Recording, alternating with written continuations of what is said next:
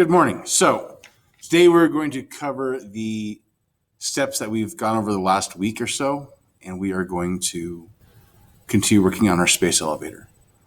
If you're starting fresh, welcome. If you are just playing catch up, also welcome.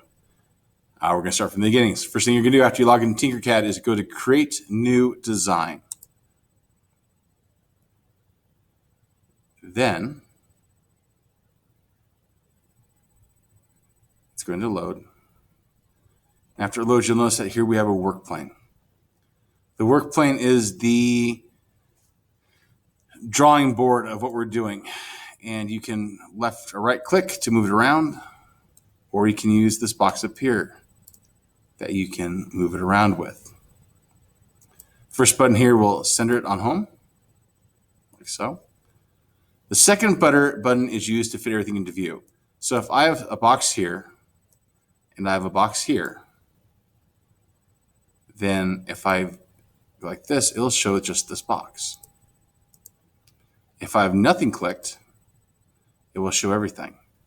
If I just want to look at this one box, I click on this, and it zooms in on the one box. Third button is fairly simple. It's zoom in. You can also accomplish this by pressing the plus button on your keyboard. Fourth button is zoom out. It zooms out. You can do that by clicking on minus on your keyboard. And the last one is the different orthographic views. The first view is what we're starting with, is always perspective view. And I like a perspective view. And the second one is what we call flat view. And some of you guys try using flat view and it never seems to work out for you.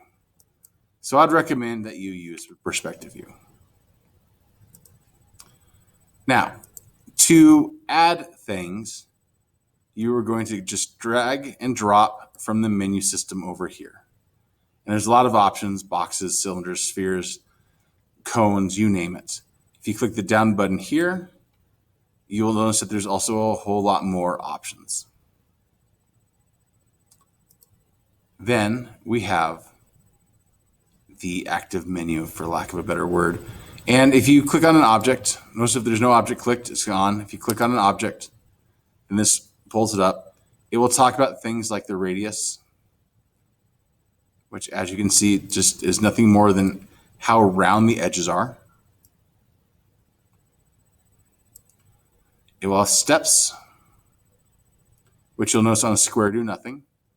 But if we have a different object that actually is round, the steps will make it more or less round looking. So at 24, it looks really round. But at 5, it looks very, very unround, or 3 looks even less round.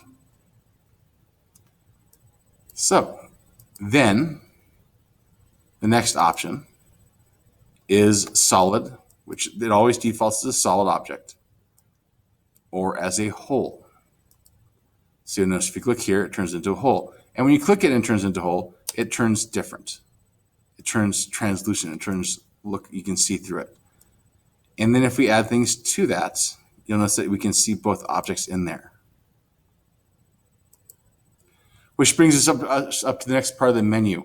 We have up here these 5 buttons. So if we click and highlight 2 things, you'll notice we can group them together. This button that's grayed out is called Show All. It only works if you hide something. We'll talk about that later.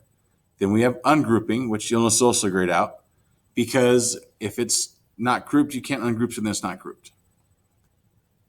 Then we've got the align button, which we'll use a lot. And last, we have the mirror, which just reverses how things look. So if we go to the line tool and click on the line tool, you'll notice it pops up a series of 9 dots.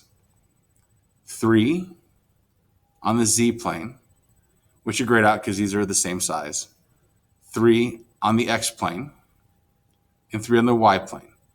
If you click any of the dots, it will align them either to the center or around them. So you'll notice here that my ball kind of sticks out. And I've got the hollow square. And if I group this, you'll notice it's simply enough. It takes away everything that was in the hole. All right, that was an introduction.